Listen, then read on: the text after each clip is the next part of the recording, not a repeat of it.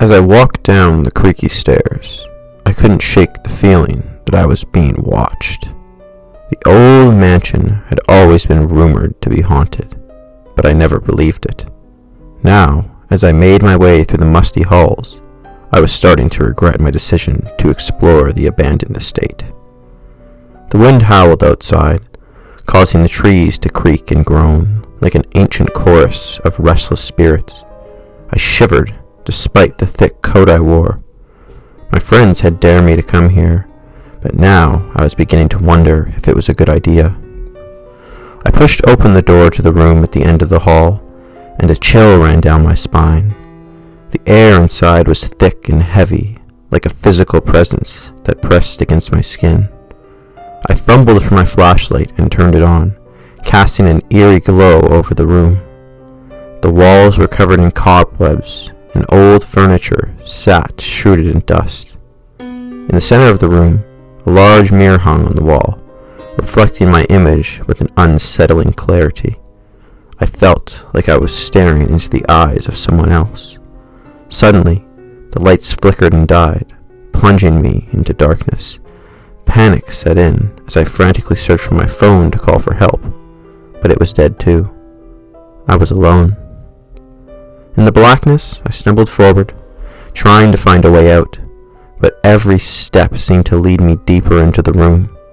The air grew colder, and I could feel a presence closing in around me. I tried to scream, but my voice was frozen in my throat. The darkness seemed to have a life of its own, wrapping itself around me like a shroud. And then I saw it. A figure stood before me, tall and imposing. Its face was twisted in a grotesque grimace, with eyes that glowed like embers from the underworld. I tried to run, but my legs were frozen in terror. The figure began to move towards me, its presence filling the room with an unspeakable evil. As it reached out to claim me, I felt myself being pulled into its abyssal void, and then everything went black again. When I came to, I was lying on the floor, my head throbbing with pain. The room was bathed in faint light, and the figure was gone. But as I stumbled towards the door, I heard a faint whisper in my ear. "You'll never leave this place." And then everything went dark once more. When I finally managed to escape the mansion, I stumbled out into the bright sunlight, gasping for air. My friends were waiting for me outside, concern etched on their faces. "What happened?" they asked. I shook my head, trying to process what had just occurred. I don't know," I whispered, "but I think we shouldn't have come here." From that day on, strange things began to happen. Equipment would malfunction at school, and eerie noises would echo through my dreams. And every time I looked into a mirror, I could swear I saw something lurking just behind me.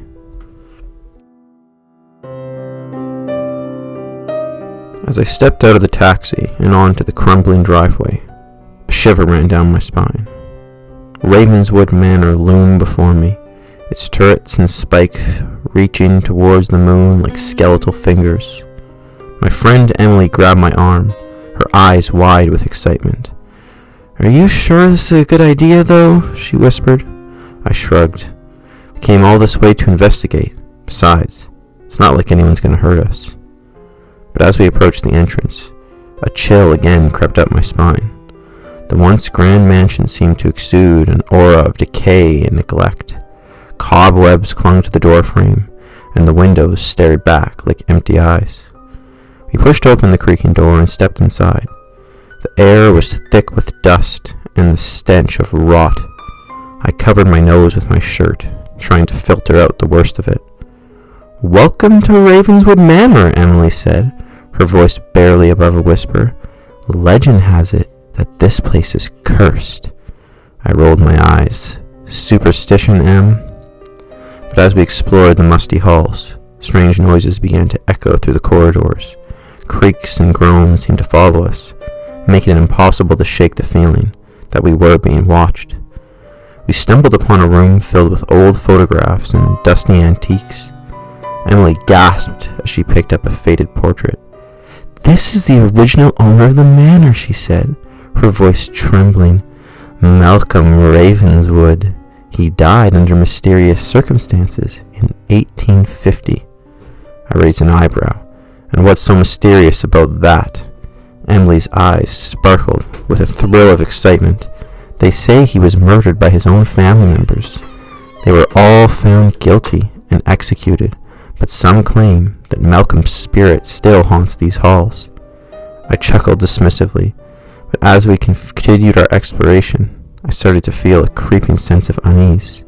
Doors slammed shut on their own, and the shadows seemed to move of their own accord. As night began to fall, we decided to set up a camp in one of the abandoned rooms on the top floor. We huddled together, trying to sleep, despite the eerie atmosphere. But as I drifted off, I was startled by a faint whisper in my ear. "You shouldn't be here." I sat bolt upright, my heart racing. Emily was still fast asleep beside me. I looked around frantically, but there was no one there. The next morning, we packed up our gear and prepared to leave, but as we reached the front door, I noticed something peculiar. A small door hidden behind a tapestry. "What's this?" Emily asked, her curiosity piqued. I pushed it open, revealing a narrow staircase leading down into the darkness.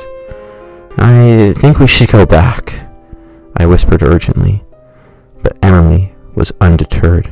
"Let's see where it leads." As we descended into the depths of Ravenwood Manor, the air grew colder, and the darkness seemed to press in around us.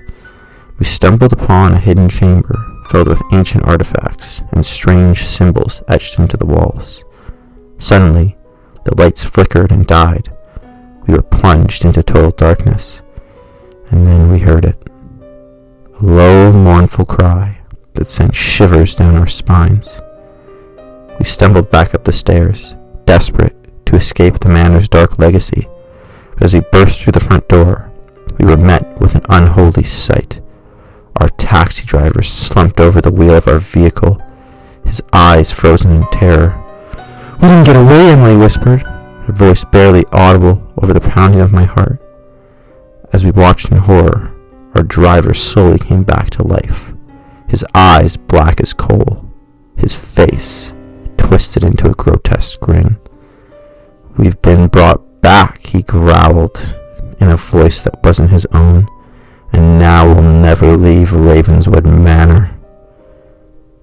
As they dragged us back into the darkness, I knew that some secrets were better left buried. The cypress trees loomed above us, their knotted branches like skeletal fingers reaching for the moon. The air was thick with the stench of decay and rot, and the suppressed sneeze rose from the murky waters like nature's own tombstones. I shivered, despite the oppressive heat of the Louisiana summer. "We shouldn't be here," my friend Rachel whispered, her eyes darting nervously around the swamp.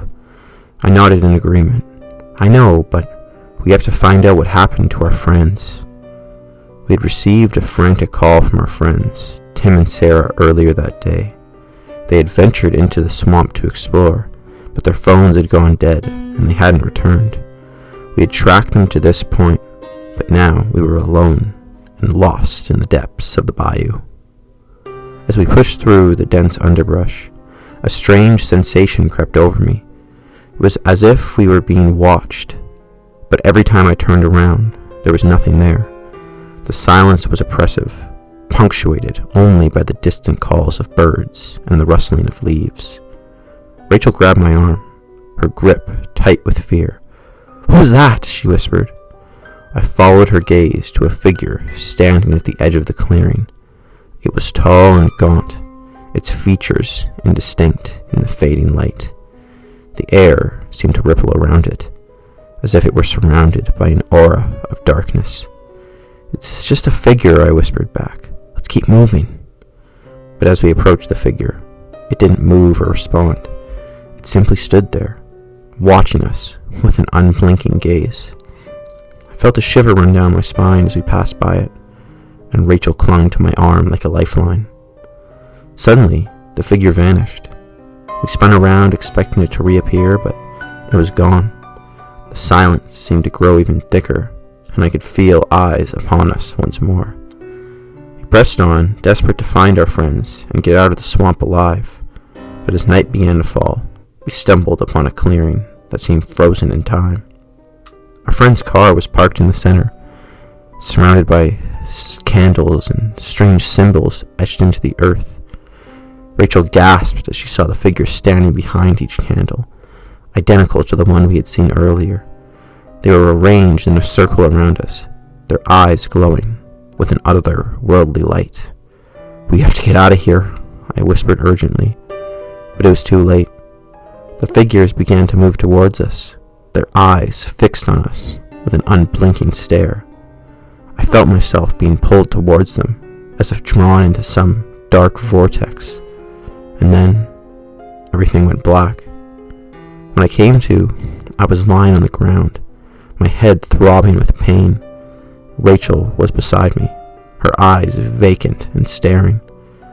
As we stumbled back through the swamp, we realized that we were not alone. The figure from earlier followed us, its presence looming over us like a shadow. We knew that we had disturbed something ancient and evil in that swamp, something that would haunt us forever. We didn't speak until we reached civilization again, our voices barely audible over our ragged breathing. "What happened?" Rachel whispered. I shook my head.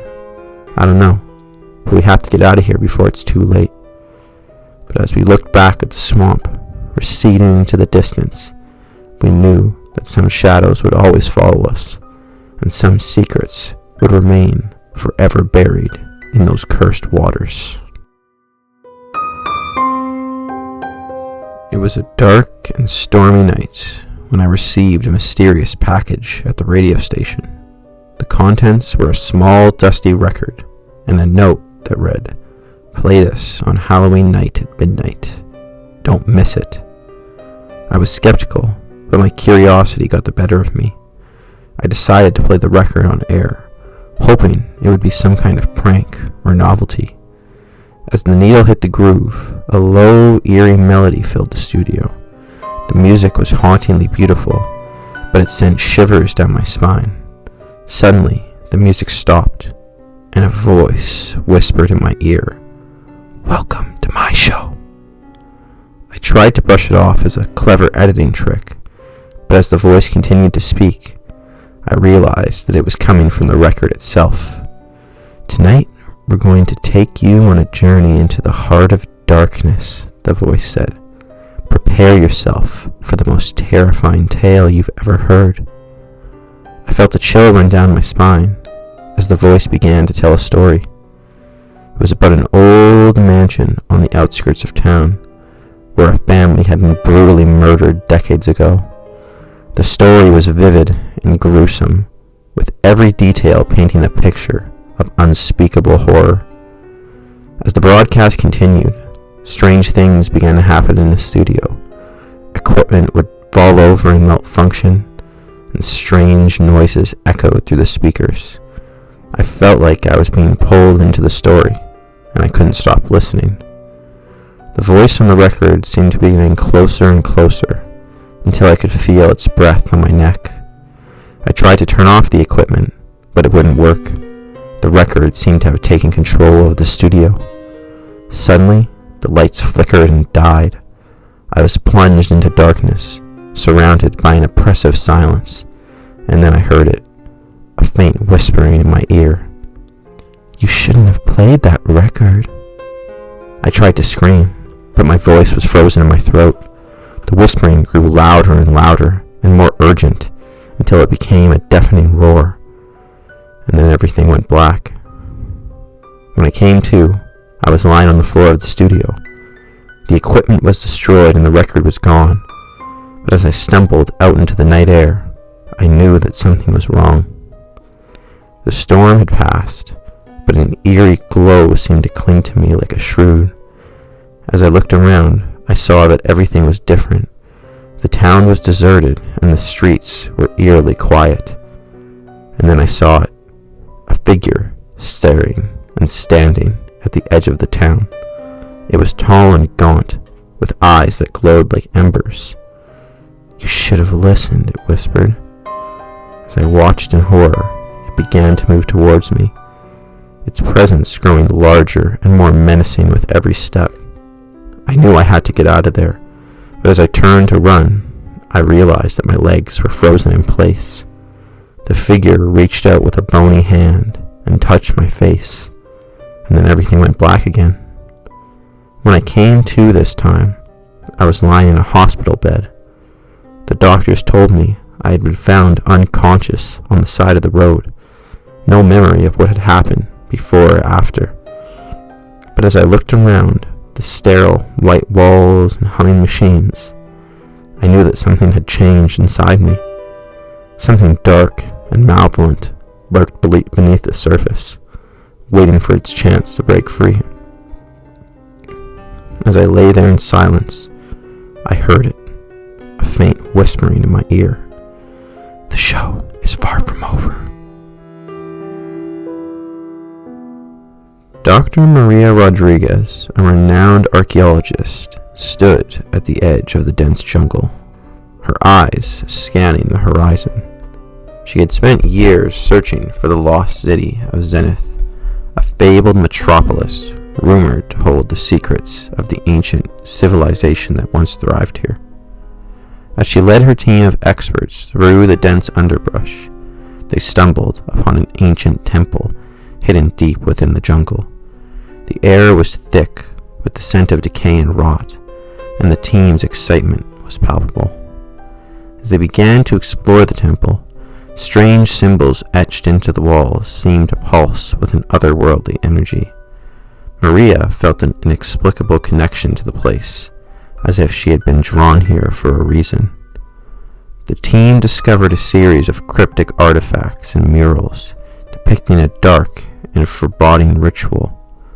Maria became increasingly convinced that they were on the cusp of uncovering a long-forgotten secret. But as night began to fall, strange noises echoed through the temple, and some team members reported seeing shadowy figures lurking just beyond the edge of their campsite. Maria dismissed it as mere paranoia, but as the night wore on, she began to feel an eerie presence around her. It was as if they were being watched by unseen eyes. One by one, team members began to vanish. At first, Maria thought they had just wandered off in search of better equipment or supplies. But as the hours passed and none returned, she realized something was terribly wrong. She rallied what was left of her team and set out to find their missing colleagues. But as they delved deeper into the jungle, they stumbled upon a series of gruesome discoveries. Bodies mutilated beyond recognition, their faces twisted into grotesque grins. Maria knew that they had to get out of there, fast, but as they turned to leave, they found that their path was blocked by an impenetrable wall of darkness. And then they saw it, a figure emerging from the shadows. Its face was deathly pale, its eyes black as coal. It moved towards them with an unnatural gait, its presence seeming to draw the very life out of the air. Maria tried to scream, but her voice was frozen. The figure loomed over her, its hot breath watching over her like a wave. Then everything went black. When Maria came to, she found herself back at her campsite, alone. The team was gone, and all evidence of their expedition seemed to have vanished. But as she stumbled back through the jungle, she realized that something was different. She could feel it in her bones. The presence was still there, not only watching, but making her every move. Maria knew that she had to get out of there, fast, but as she emerged from the jungle, she saw it waiting for her, the figure from the temple. Its eyes glowed like embers in the dark, and its grin seemed to stretch across its face like a grotesque parody of a smile. "You should not have come here," it whispered, its voice like a rusty gate scraping against stone. And with that, everything went black again. When Maria came back to this time, she found herself in a hospital bed, surrounded by familiar faces. she looked around at the cheerful decorations and bustling activity outside her window, she knew something was wrong. She tried to speak, but her voice was hoarse and barely audible.